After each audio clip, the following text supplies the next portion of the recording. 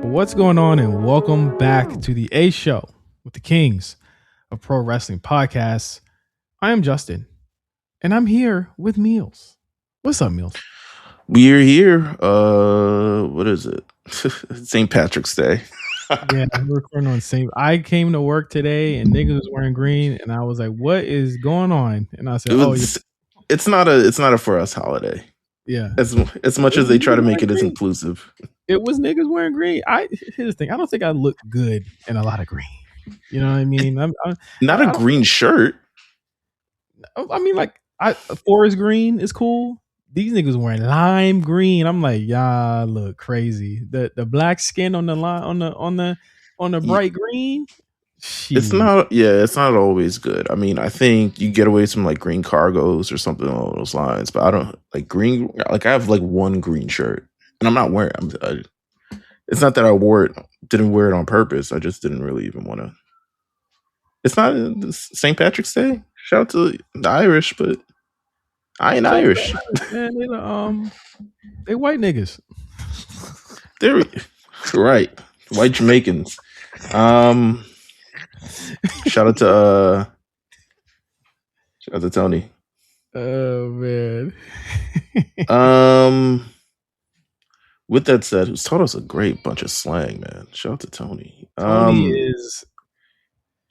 is one of the bright spots of our Discord. Why you say one of the bright spots? We got plenty of bright spots. Yeah, right. We got plenty of bright spots. What do you mean? You guys are amazing. You know what I'm saying?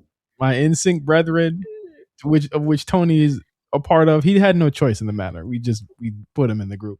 Those are the bright spots to me. Okay. All right. We're going to find the masked man, by the way. Have you seen this going on in the Discord? I've seen it, but I choose not to engage. What would it take for you to engage and find this motherfucker, Meelz? You might I don't know. That's the thing. Is you acting real funny. Are you sure it's not you?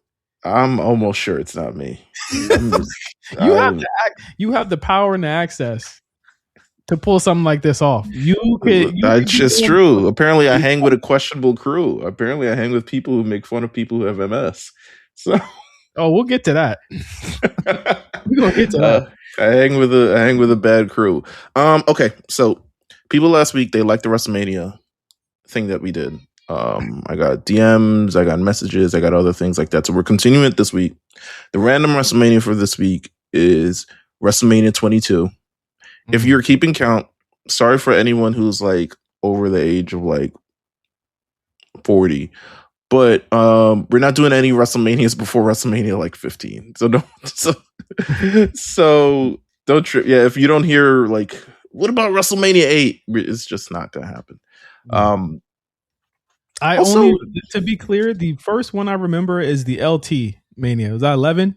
That's the first one I remember of like my life. I couldn't tell you. My memory of WrestleManias, of those WrestleManias, are like watching it on like Superstars on Sundays. Pretty much every Mania from 11 onward as a kid. I probably missed like a couple, maybe. I can't even remember which ones I really did miss. I might have missed like, I think I missed 2000, and I think from then on, my parents will always order the Manias for me because it's like Mania's always right around my birthday, right? So like I would ask for that for my birthday. So, I think first one I saw was 19, like live on the Scramble box. Yeah. So that might be the first one that I've ever seen. But yeah, I also watched 18. My neighbor taped 18 and gave it to me. But we're here for WrestleMania 22, which I'm not sure if I saw on the Scramble box either. It might have been after that time.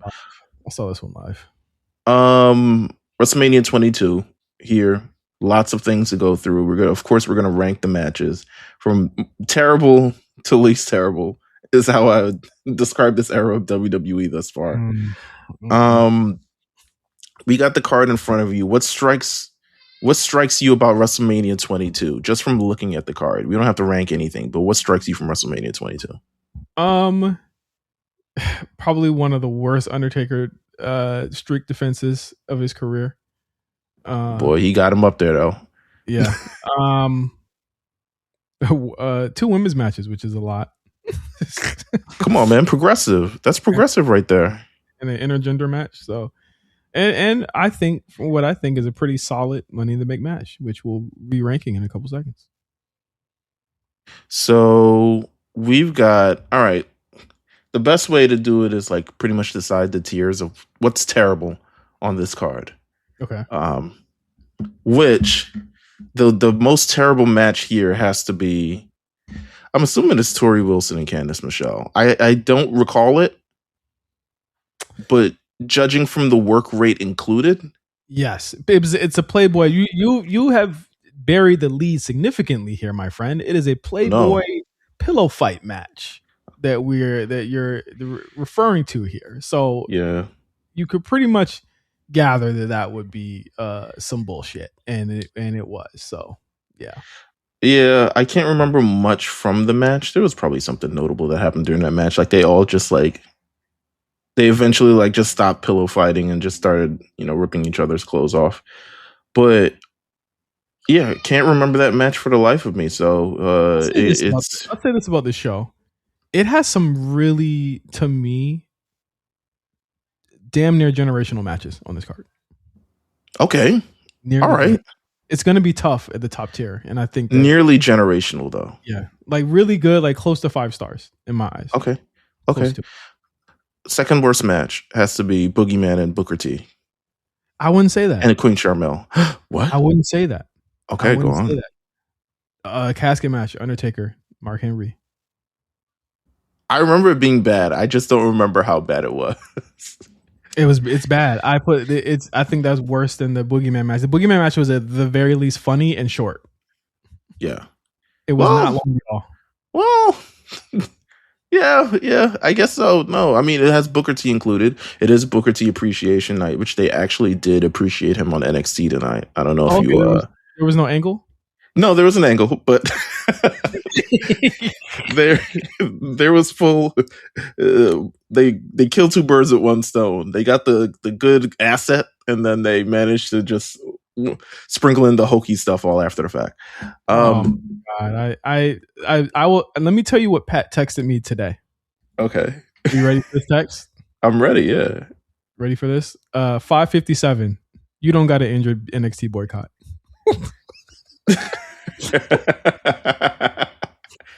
I haven't watched the main. I mean, the main event tonight was steel cage match between. Oh my God, what's that girl's name? Izzy Dame and Tatum Paxley. So that's the main event tonight in Houston, by the way.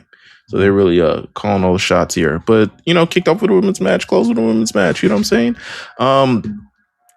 What else do we have here? Are you in agreement about the order? I'll agree. I can't remember how terrible it was or terrible it wasn't, but I'm agree there. So we've successfully. I think these are the 3 terrible matches that are like undisputed. Wow. Yeah. This stunk. But here's the thing: like WrestleMania, you're banked in at least a couple duds. You know what I'm saying? Like Meltzer will have you believe that no WrestleMania is ever good or something along those lines. Like there's always duds there. I mean, I'd say, and I don't know if we'll ever get to these, but I think like the last 4 or 5 are genuinely like really great shows. Good to great shows. I don't think there's been like, obviously like the main event of 41 we looked at like and discussed, but there was 2 great matches on the show before. You know what I'm saying? Or 2 great matches on that show right before that. Like I think there hasn't been. I think 41 is probably the weakest one we've had in the last 5 years. Okay, I could buy that. Just start to finish, the weakest one from 39 to now getting up to 42. It's been the most consistent stretch of WrestleManias they've ever had, in my opinion. I could buy that. Yeah, I'm rocking with that. Okay, so we can now head into the other tier. Let's talk about matches. What's your barometer on McMahon WrestleMania matches? It don't belong here. The match we're talking about right now, it don't belong on this part of the shit. So let's. Really? Okay. Yeah, let's keep going. Big Show and Kane versus Carlito and Chris Masters. There you go. There you go. I like the tag team of Big Show and Kane, and I like the tag team of Carlito and Chris Masters. So this was a win for me. But yes, it's not that great. It was an opener to the show. Big Show was as big as ever. Yeah. Kane was there with him in tow. And somehow Carlito and Chris Masters, this is how their careers ended up 1 year after pretty much debuting. It was rough. It was rough sledding back then for a lot of these ruthless aggression cats. Then JBL and Chris Benoit is right up next in terms of like a little bit better. Yes, I would say that was next for sure. How did JBL wins the United States Championship for the first time? He would then lose it later in the spring to Bobby Lashley. Yep, because it was we're barreling towards the Bobby Lashley experience. I think he's already on ECW at this point. He might be. I would. No, he's off. He's off. Is he off? No. He's on SmackDown. He's still on SmackDown because he wins the U.S. title on SmackDown for sure. Yeah. Wait. Sorry. Yeah, he's still on SmackDown. He doesn't end up till ECW end of 2005 with that horrible December to Dismember pay-per-view that gets Paul Heyman fired. If you guys can go all the way back in our archives, me and Cyrus did a December to Dismember spot callers, which was probably one of our best episodes. I remember specifically only 3 matches being announced and just having to sit through the rest of them. All right, so here's where it gets a little funky. No. Before we get that, I think that Mickie James and Trish Stratus are the next match on this tier, and I think that they're the gatekeepers in my eyes of this tier. Okay, so really? Next match on this tier, on the same tier with the JBL Big Show Kane. Okay, yes. Because the thing is, the one thing about the Trish Stratus and Mickie James match is that it was a great story, great build. But if you want to really keep it 100, and you might be able to switch this in the Bradshaw match, is that like the only thing people remember is what Mickie did with them fingers, but it's been cut out. You know what I'm saying? Like it's not any airings of it since. But I remember saying that and being like, "What the hell?" This is. Let me look through this. Let me go through my mental Rolodex. I think this is Trish Stratus's best WrestleMania match. For the tag match? The tag match wasn't good? Which tag match? From 39? Wasn't 30? Oh. With her and Becky and Lita versus Damage Control? I guess this is our best solo match here.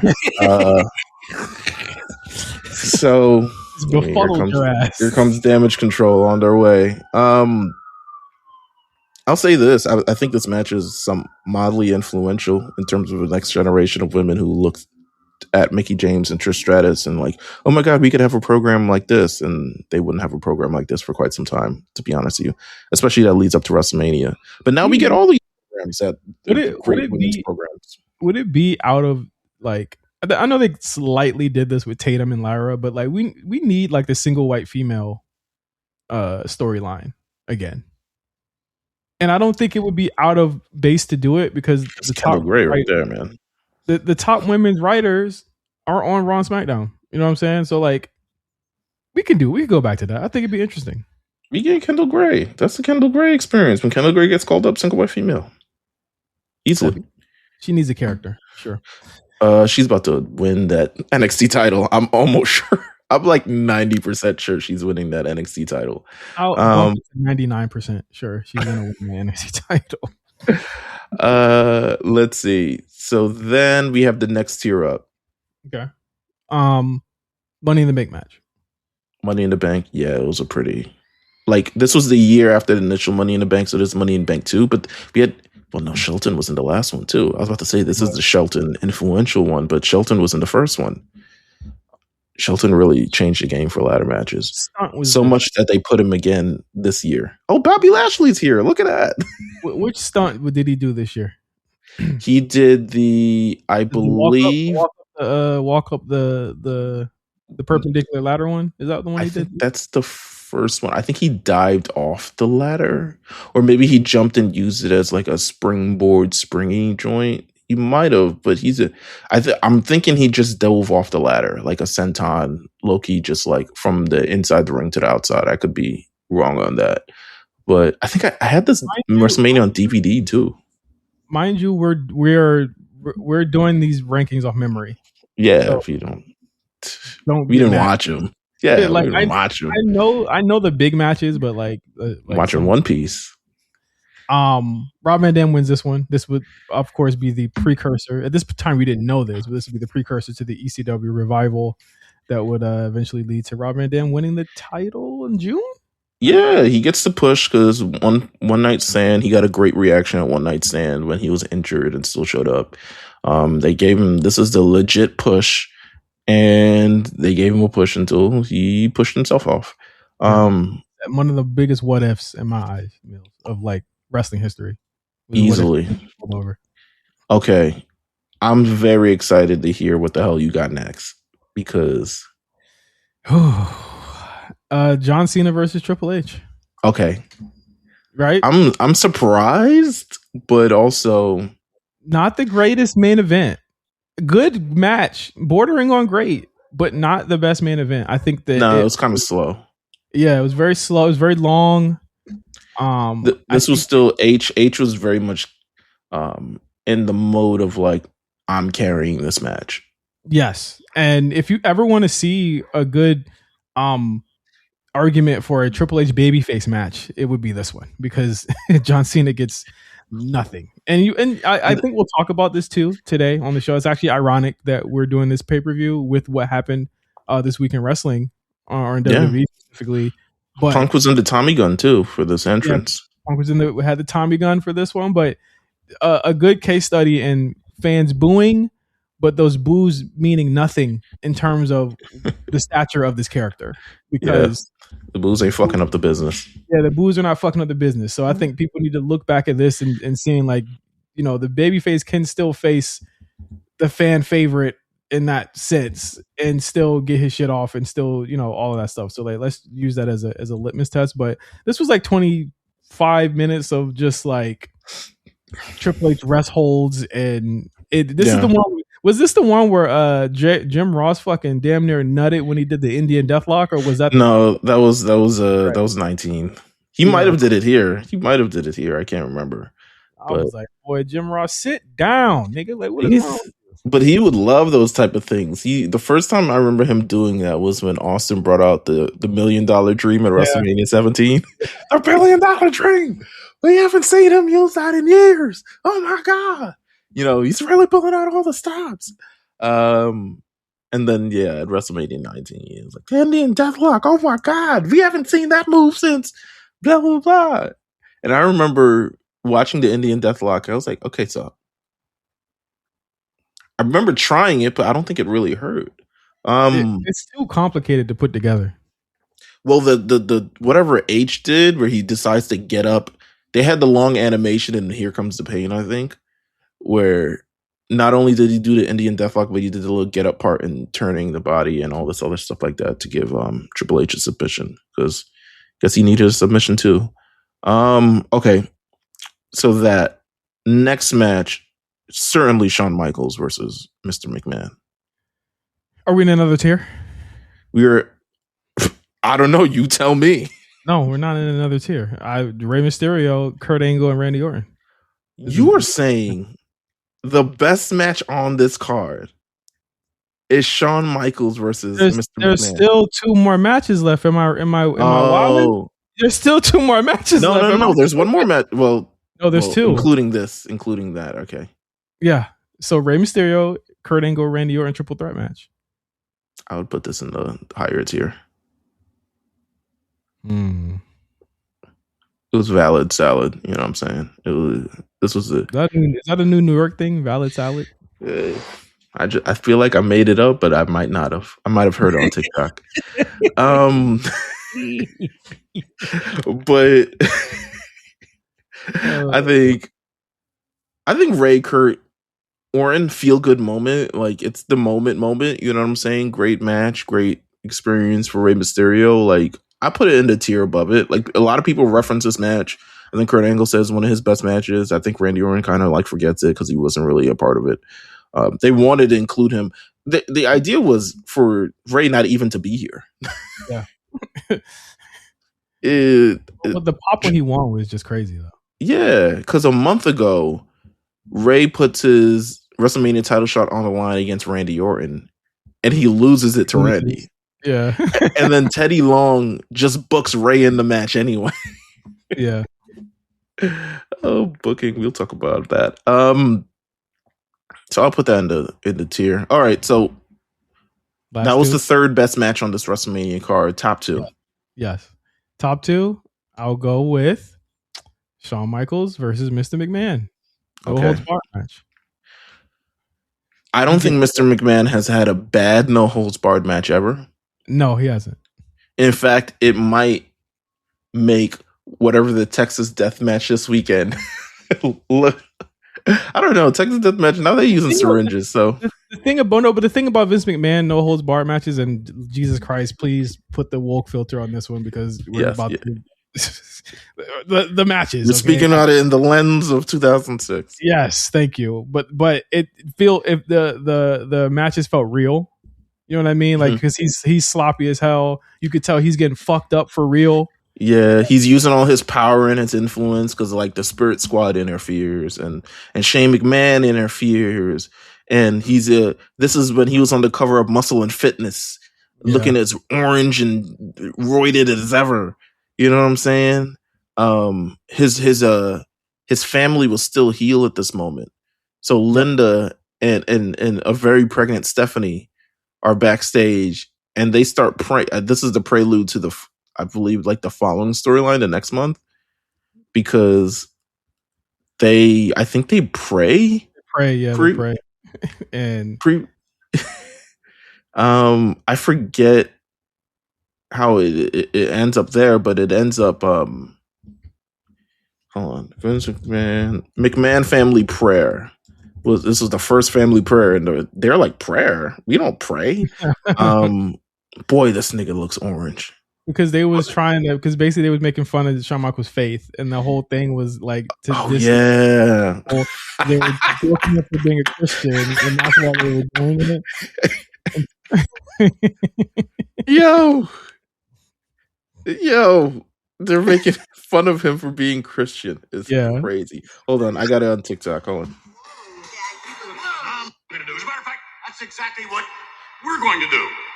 Yeah. We're going to have our first ever McMahon family prayer. I'm going to skip to the end. We're intended on a 60-year-old to have a Herculean physique as I do. I know, God, that you and I aren't close, but I know you and Shawn Michaels are very, very close. So tonight, God, I'd like to tell you what I'm going to do with your favorite wrestler. I'm going to send Shawn Michaels down to the fiery depths of hell. Amen. Insane. Amen. Hallelujah. All right. He's going to hell, but okay. And the greatest match on this card, Edge versus Mick Foley, hardcore match.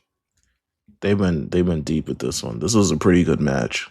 Didn't the spear he does at the end of this actually fuck his neck up even more? I don't think it fucked his neck up. He burned maybe part of his eyebrow and the hairs off of his shoulder, but he didn't fuck his neck up. But this was also what was possessing him to do this and go this hard. Come on, man. You know what it is. They wanted it was Mick Foley saying he never had a WrestleMania moment, so he was trying to make a WrestleMania moment. Lita gets the Mr. Socko with the barbed wire. That was pretty cool.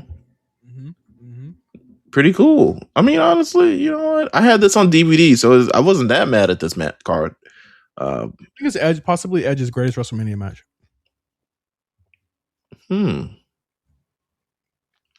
Definitely not any one since he's come back has been any. Yeah, it's probably my favorite for sure. Yeah, I would say it's my favorite too.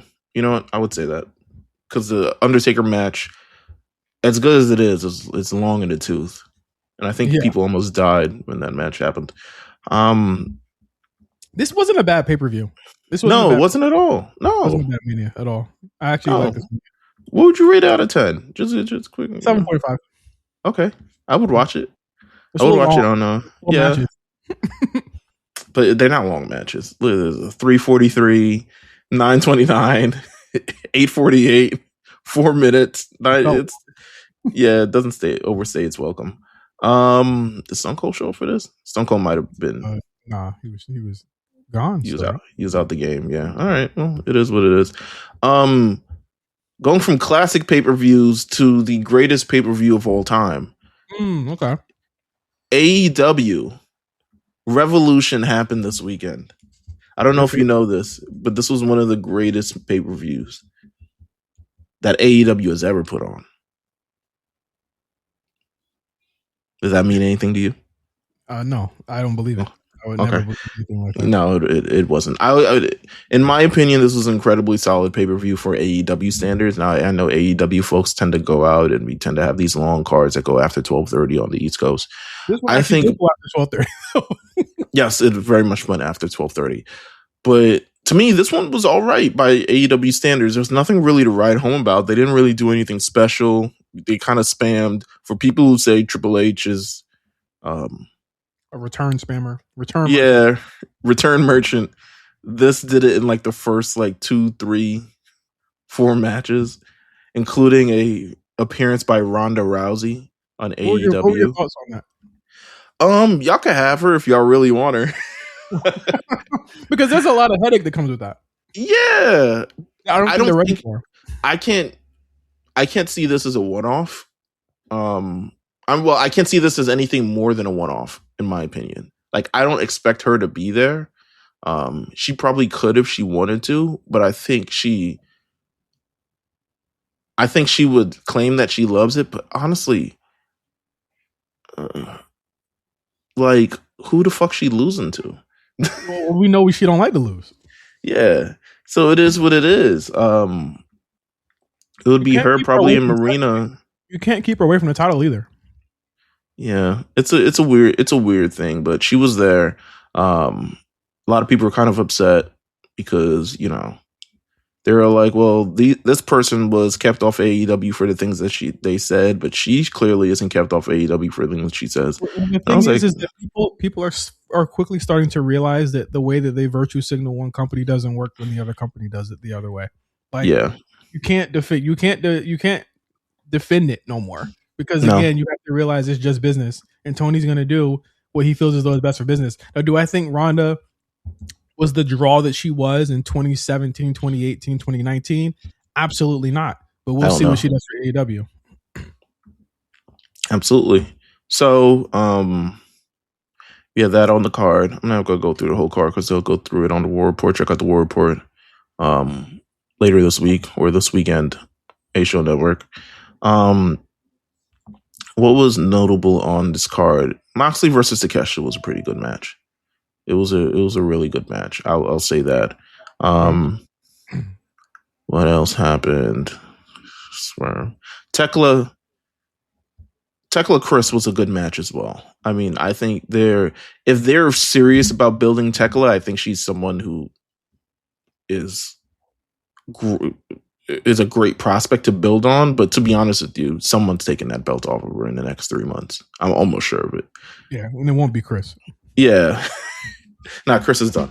She's probably going to be tag teaming with Thunder Rosa or some bullshit like that. So that was that. Who came back? Edge and Christian Cage came back. And who won that match between the Bucks and FTR? The Bucks? No, FTR. Yeah, I didn't even watch it. I'll be honest with you. I didn't even watch it. At the end of it, they pretty much stand in the ring like dill holes, and then Edge and Christian come back. Mind you, I haven't heard anything about Christian being injured. so Chilling. I was like, were you just off TV because Edge was? Can you do that? I don't know. You do what you want when you're popping, baby. Hey, man. But Adam Cope, the Cope and Christian connection is back, and seemingly they'll be going after the AEW World Tag Team Championships. Why was the cage over the cage over the Cope? He didn't want to be under it? I guess he was trying to be nice or something. People already just said Cope and Cage. Okay. It just flows that way. I would say right now that it is very terrible that Edge couldn't just leave very well alone and just stay retired, because I think there's a way for him to come back and be a victim for Gunther or somebody. You know what I mean? Like, right. That's cool. You know. Was there who else returned? Did someone return? Oh, yes. Will Ospreay. I was about to say, someone returned in this Jon Moxley match that made me befuddled, because Jon Moxley is firmly a face at this point. I don't know if his group totally is, but he certainly is. So he defeats Konosuke Takeshita. They shake hands all after the fact. Here comes Will Ospreay. He's returned. And yeah, apparently he was cleared from last month. Apparently February 15th was the date he was officially cleared. He had a surgery on sometime in August. Cleared on February 15th and finally made his return on March 15th. He went after Jon Moxley and the entire what are they called? Death Riders. Almost killed himself too. Almost killed himself again, but who's counting? He has a match this Wednesday on Dynamite. He's facing Blake Christian, who's their certified job stopper. Is that smart? That's smart to give it away just like that? No. But they've got momentum. They're hot. So I don't know if you know this, but they're hot. That was the defining theme for this AEW pay-per-view. This AEW pay-per-view was like, they're hot. Yeah. AEW's hot. I loved Andrade versus Bandito match. Andrade just works in AEW. I think WWE gives him... You're always waiting for the last shoe to drop, though. Yeah, but I think WWE gives... I don't want to say they give too much leash, because they probably give the right amount of leash. But AEW says, right off the leash, my nigga, take your pants off. You know what I'm saying? Yeah. Kiss Paula Deanda. You know what I'm saying? So great match. I think people want to see Andrade El Idolo as a champion, notable champion. And then the main event, Last Chance Texas Death Match. Every clip I saw from this match looked worse and worse and cornier as I watched every single clip from this match. What's the purpose of this? Can I just say, I think MJF is kind of a cornball. I just think overall, and the idea, I mean, even just the clips, I think a lot of things that are aggregated end up being clips where he kind of references WWE. But I feel like the idea of like, I'm getting paid what I'm owed, and what's a WrestleMania moment to me when I'm building legacy for my family and all this other stuff like that. And I'm like, all right, man, the money ain't gonna last forever. But also, I just think it's just, and people, call me a shill. I just think it's weird to base your reasoning as that. I just think it's like, yeah, I'm just getting, of course money is important, but I just think like trying to demean a WrestleMania moment when I'm almost sure somewhere in the next 10 years you will be on WrestleMania. He got to say it. He only talked like this when he be the champion. Yeah. He only talks like this. I don't think he really believes this shit. I think he believes it now, maybe because they're hotter now than they were before. But I think if you count like a year ago, he's probably like, but they go through phases. If WWE is hot tomorrow or Mania season, and those numbers start to drop for AEW again, they'll be like, oh, they're picking on us. You would never know they go through phases from how they're reported. Mm-hmm. You would never. This has also been like my issue. It's not even really an issue, but it's the fact that we acknowledge the down periods of AEW all after the fact, and yeah, they're moving a little bit hotter now, but we were acknowledging that the shit was trash while it was trash. Yeah. But no one could admit it until all after the fact. Yeah. You know, the 2015, I mean, you think about the main event with Edge and Moxley, and I mean, Cope and Moxley and blah, blah, blah, blah. And I'm just like, bro, we have been saying we were the initial ones who were like, Hangman is not the guy. Mm-hmm. Everyone on earth is saying Hangman is the guy. Everyone says no, Hangman has to finish the story.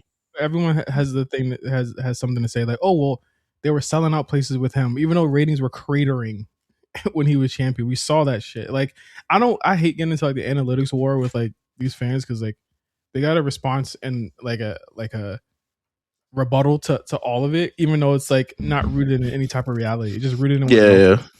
You know what I mean? Like, of course you would. Like, would you say they're hot right now? Like what's the metric that's determining they're hot? So because they sold around the same tickets that they sold last time. And yeah, I wouldn't say. I would say creatively and television wise, in terms of things, they're a little hotter, because I do believe they've been doing a better job at booking the television. One of their main things with me with television was nothing important happened on the show. Nothing even felt like it still has this problem. It doesn't take advantage of the fact that it's a live show and that things can happen on a live show that you may not see anywhere else. Right, we'll talk about that on Raw and SmackDown this week. Yeah. So it doesn't take advantage of that at all. But like Ospreay return would have been great on Dynamite.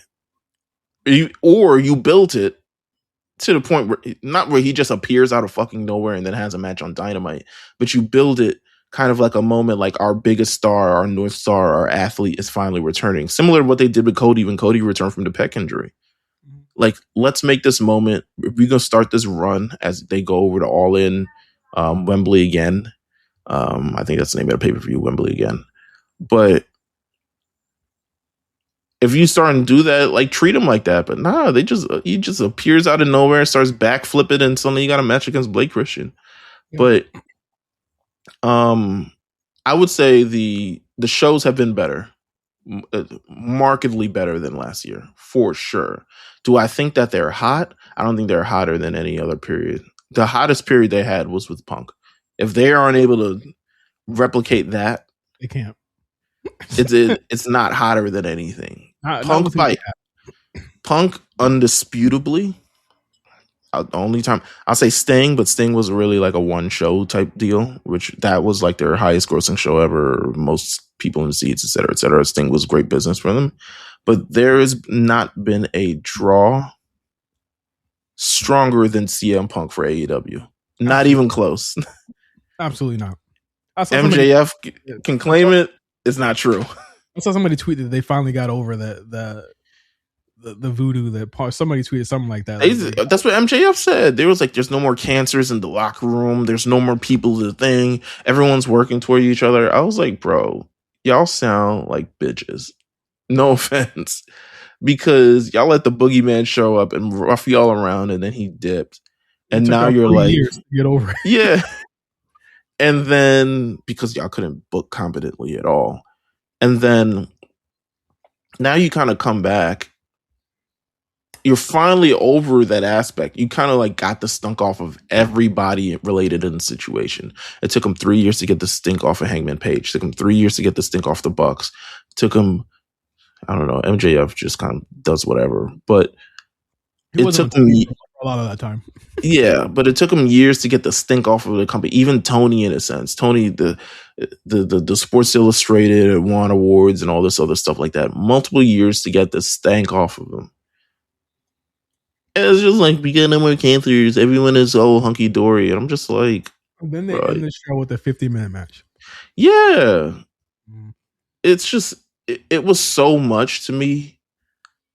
They were just doing things for the sake of doing things. A 45-minute main event, not worth the amount of time that you put into it and the amount of how much you just destroy people's bodies. So. I thought the main event was like the least exciting thing on the show for me. Just because I've seen people say that the show was solid. The main event, I think, near unanimous from what I've seen, people did not like.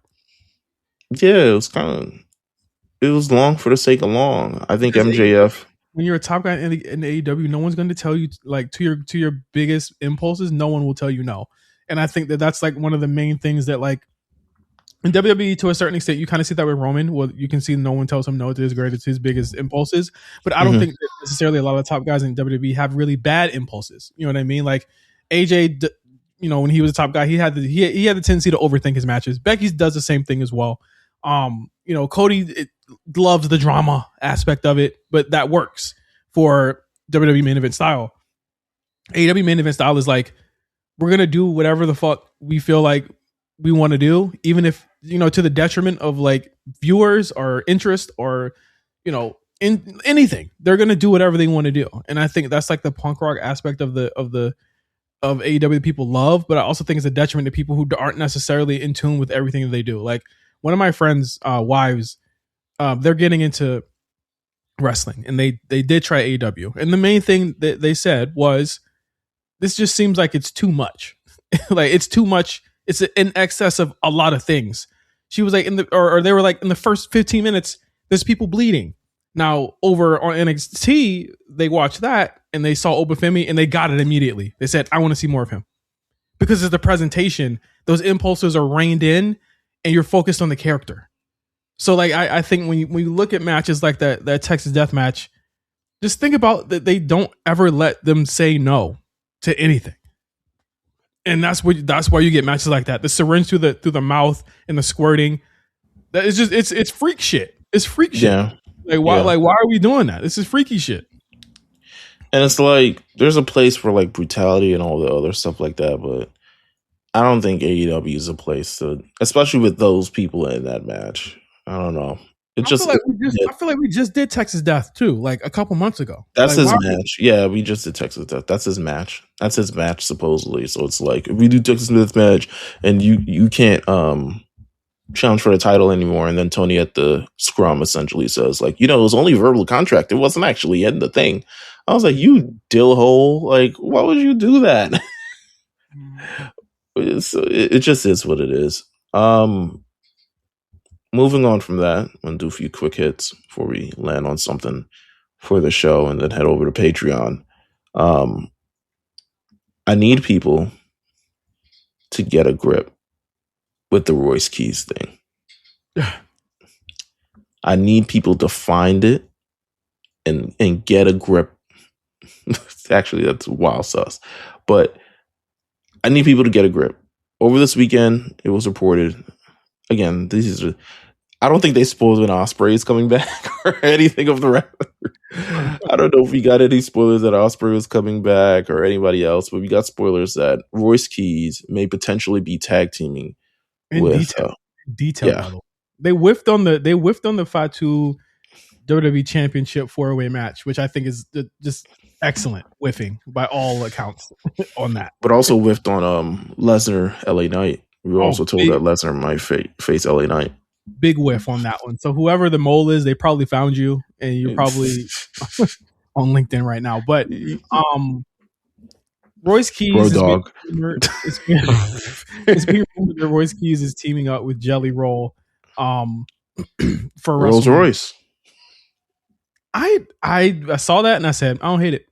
Yeah. Well, what better way to introduce this guy than to have him be in one of the matches that WWE does not trust many people to do these types of celebrity matches. Think of all the people that did the Logan Paul matches as he was learning. Obviously, he's full-time now, but as he was learning, the people that he worked with when he was still kind of doing his guest stints, Bad Bunny spots, all of that stuff, the people who worked those spots, there was an immense amount of trust that went into that.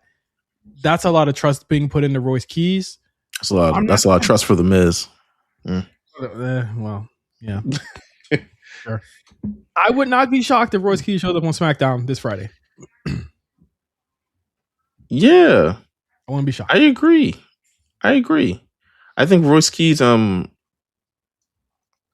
mean, It's a simple 1 + 1 = 2. People are like, oh my God, they're mismanaging him. They're not booking him correctly. Why is he not on the show? This is a terrible booking. You should have stayed in AEW. And I'm like, bro, he hasn't even showed up yet. Like all these complaints are going to be for naught when he just doesn't show up when he shows up on the show. You won't even be able to complain about anything. What are you complaining about? He's about to show up. They're gonna play with his music. They're gonna play. The thing is that he also has the stench of like whenever you leave AEW, there's like this parasocial need to denounce and devalue everything you did before. I think with Royce Keys or Powerhouse Hobbs, I said this before.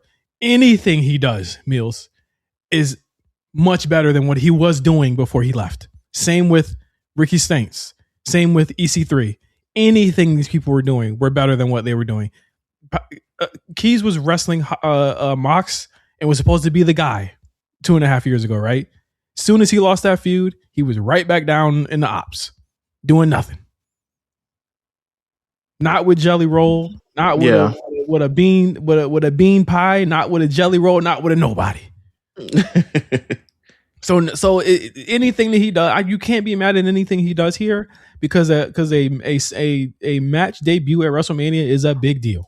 Yeah, that's how Jade got on. That's how Damian Priest got on. That's how it's just so many. It's an opportunity to be able to showcase yourself. The nerve of people to argue with you about this whole thing is insane. I bookmarked some of it. I'm ready.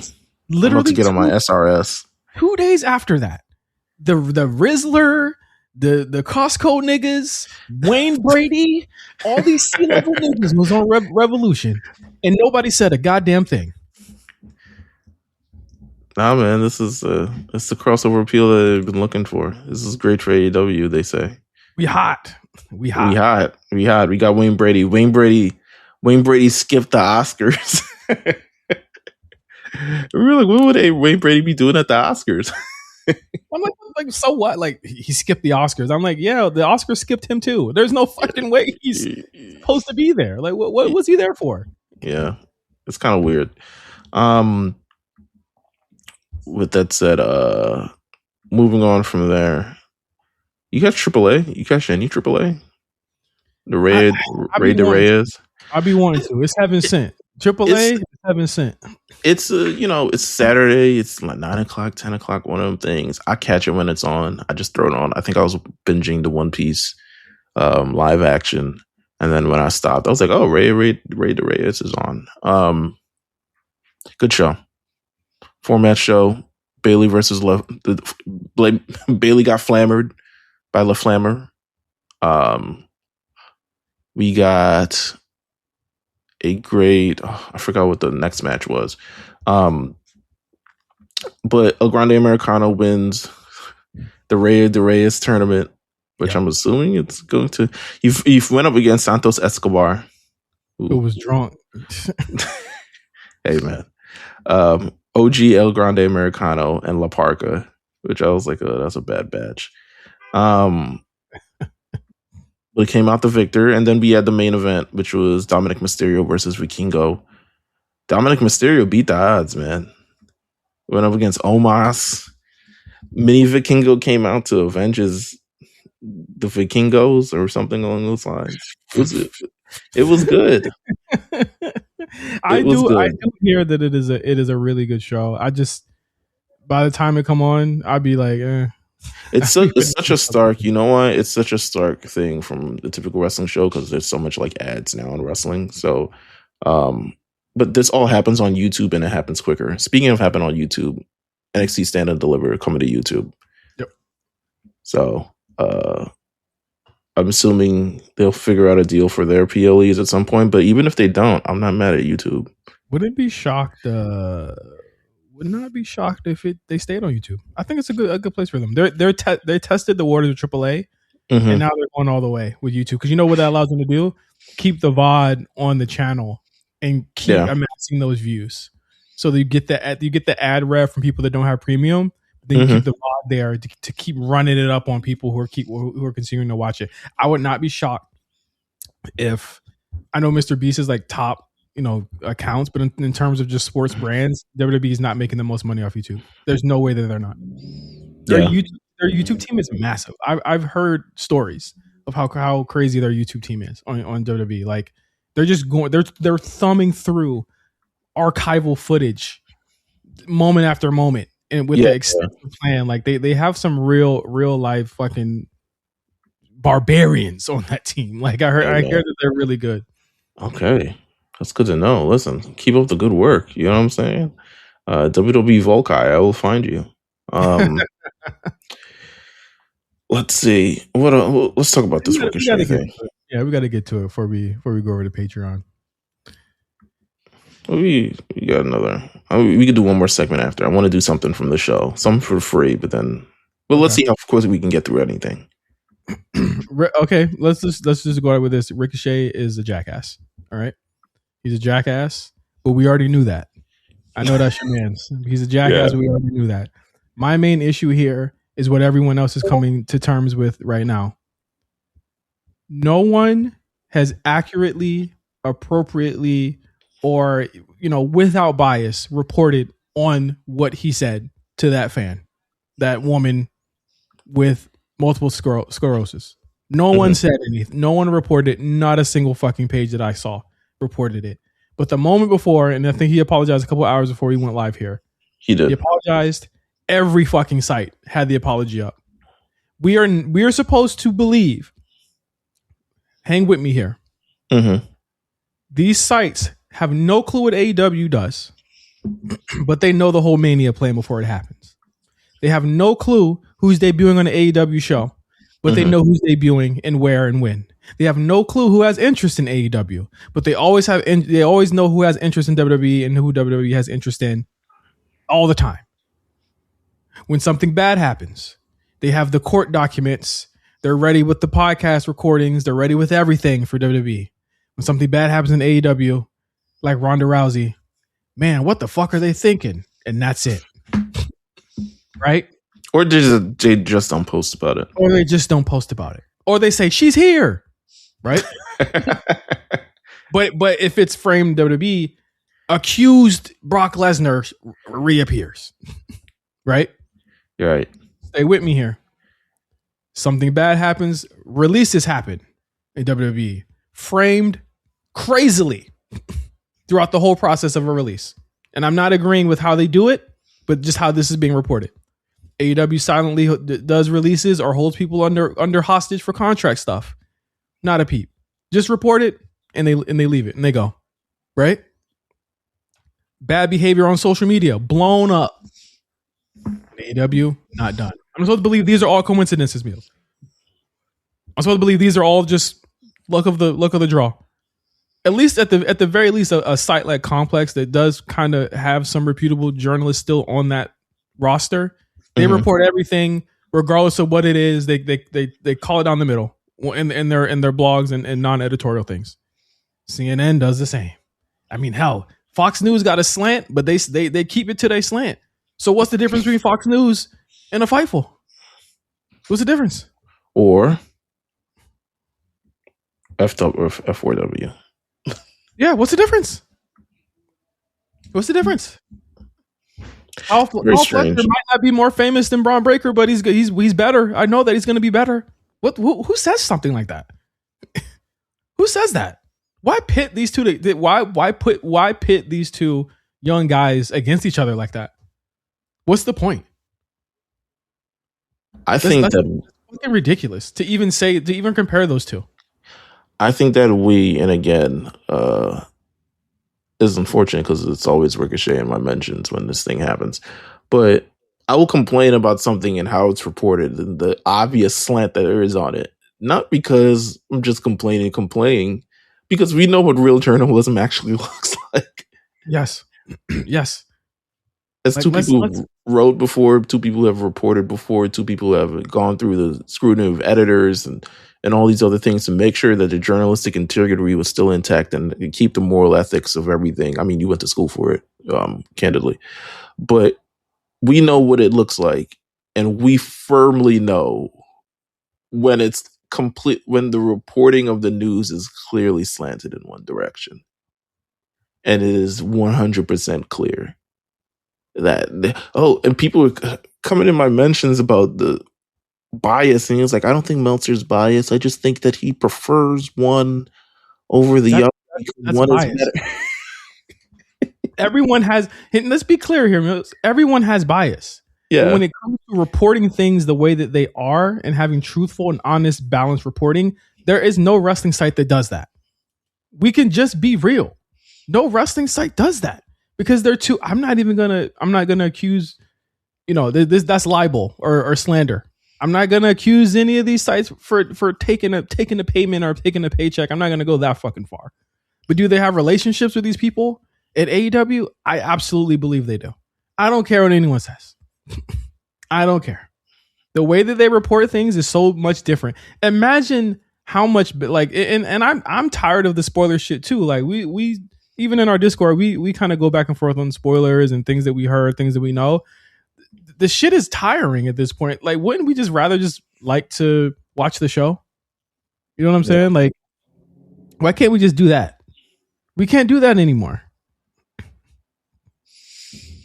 They know everything that happens, everything that's about to happen. Literally, I'm on Twitter. I run across a fucking NXT spoiler and someone's plans for the next couple months after the fucking spoiler. Blake Moreau. She's not expected to be called up, but after tonight, she gonna do something and stand and deliver. I'm like, well, shit. I guess I know what she's gonna fucking do now, right? Ethan Page has been expected, but before he gets called up, expect that nigga around. He's expected to have one more run. Yeah, like, damn, it's pretty bad. Shit is corny as fuck. It's just bad, and it's obvious. You know what I'm saying? But hey, people are going to be in our mentions if we say anything beyond the obvious. But it just is what it is. I want to do one thing. One thing. Do you want to talk about the end of SmackDown or the beginning of Raw and Free? Oh my God, that's a tough one. These are two big games. Let's do the end of SmackDown. Okay. Yeah. SmackDown ends. People are very upset that Cody has the title back, by the way. It's been the entire week of people complaining that the top guy in the company has got the title. Welcome. Here's the thing. The only thing about social media is that it's become easier to be louder. Yeah. Right? It's become easier to be louder, even if that doesn't reflect anything. The houses are still selling out. The merch is still selling out. He's still popular as fucking shit. He's still popular as hell. You motherfuckers couldn't handle Stone Cold. The Rock, well, fuck, you can't even say The Rock. Stone Cold clearly outbases The Rock and outpaces him in terms of how many times this motherfucker won when he shouldn't have. How many times the show would just end with his music for no reason. Exactly. It was the ending theme. Y'all would fucking hate it. Y'all would have hated Stone Cold. And before that, you would have hated Shawn Michaels. And after that, you would have hated y'all niggas hated John Cena. You hated Roman Reigns. You hated everybody. You would have started hating Punk after a while too. They turned him heel though. So like y'all would have hated everyone that's in this spot. Get the fuck over it. CM Punk comes out. Cody Rhodes comes out. They're doing the contract signing for the match. Cody Rhodes is very amicable. He's like, man, this guy Randy. I used to ride with Randy. Randy's my OG. All this other stuff like that. Glad to be here. Meanwhile, Randy's like, I don't know if you know this, Cody, but I need this. I've never needed something like I've needed this in a long time. And he's like, this is just hard for me. And Cody's like, well, let me not make it hard for you in this thing. I want to shout out my mans. He doing the Cody thing. You know what I'm saying? Yeah. Cody is like my mans. You know what I'm saying? My mans. You said something too the other day, and I was like, I'm right on there with you, man. Niggas really be hating on Cody, bro. I was like, they really hate Cody. They just do. But y'all some hating that nigga, man. But it out of nowhere, WrestleMania kicks off with a kick to the nuts. Kick to the groin, mash his head on the thing table, completely destroys Cody for the end of this is by the way, this is a peak Triple H ending. Mm-hmm. This is how Triple H made his money back in the day. He destroys Cody to the point people are cheering. People are suddenly it's WrestleMania looking lit. Shit looking lit now. What did you think of the closing segment to SmackDown? The home run of a segment, I think, sorely needed, and on many ends of the top end of how SmackDown in their top programs. And I think the two main events from both shows are the best matches you could have. First shows were like, you kind of like delineate between like the two biggest singles, or the four biggest single stars that you could have right now. I think these are the two biggest matches you could have, and it's very rare, Meelz, that they do that. They did it with Roman and Cody, and Cody and Cena. It's never balanced quite like it should be. You know what I'm saying? Like the triple threat ones really wasn't supposed to be that triple threat last year. You know what I mean? Like it's supposed to be something else. But I think in terms of the closing segment, I think that it was something that, and people were like, they're just reheating all the nachos. I'm like, guys, if it fucking works as it did when The Rock did it and when Cena did it, and it worked when Randy did it, why would you not do it again? And it was not like it was the exact same thing. Cody getting beat up is a rite of passage in Mania weekend or Mania season. Why would we come to expect it? Have we not? No, it's built in. Yes, this is how it goes. And it was a masterful finish. It was super effective. And one part, I think it's because it's Randy. And people have been waiting for this version of Randy for a long time. Randy has been smiles and crowd cheering his music, and it seems like he's on his last leg of his tour and all types of other shit like that. And he's been a babyface since 2021. Yeah, it's the longest. Yeah, it's the longest stretch of Randy. I'm sure he was supposed to beat Riddle's ass at some point, but they didn't because it worked. Yeah, they didn't because it worked. Like it was bewildering that he was a babyface that long. I almost forgot there was no times he ever switched. No, he never switched from 2021 onward. So that's what made it extra effective, because this is essentially a long time babyface turning heel. Nigga was riding on the back of a damn golf cart with Kevin Owens at WrestleMania. Like he fucking listen. Super effective finish, super effective change here to end that show. But I think how personal it was, how personal it will become, or how personal it already is very important to this match. And I think of all of the stories that Cody's been able to tell, he's had to defeat his biggest nemesis, his biggest hero. Now he has to defeat his friend, his protector, his mentor. That to me is automatically the best story that you could tell with Cody coming into it for his fifth main event. I love it. I mean, he's on his, like, this is clear, like, the fourth Drake album for Cody. It's like, yeah, I've appreciated all the riches, but now they after me. Now paranoia sets in. You know what I'm saying? He's got a lot of enemies. Damn. It is true. Who's really my friends? You know what I'm saying? So I look forward to see how Cody responds, if he responds this week. But Randy Orton was on Raw or on Ustream or where the fuck he was streaming. Yeah. And he didn't really make anything. I was like, bro, I couldn't even hear him. I don't know what. I think they put it. Did they fix up the audio on Raw? They absolutely did not. Okay. No, they didn't. It was live. It was like, or Randy sent it, and it was just like, this is the best I can do. I'm like, where the fuck was he? Was he in front of like his front door? Like, what the fuck was that? Like, it was terrible. But what do you think the family is talking about? Is he bringing a family member back? I feel like it's got to be KO, right? I don't know. Family? I mean, KO not family, but it's family to him. It don't make no sense. Why would you bring back Bob is still alive? Oh no, man. He ain't bringing back Goldust. I know that. So, you don't think Cowboy Bob coming back? Nah, bro. Cowboy Bob got to be old as shit. Cowboy Bob was old as shit when he was here 20 years ago. And didn't he have like hep? Yeah, he had smoke with Taker because he had hepatitis and he bled. Yo, this was unruly back in the day. Nigga was hot Stop because funny he with was like, that. "How come no one told me yet?" Hep. And then I think that's when they stopped bleeding. They're like, "All right, wrap it up." Well, you know what? This has been fun. Yeah. Looking forward to happen on SmackDown this week.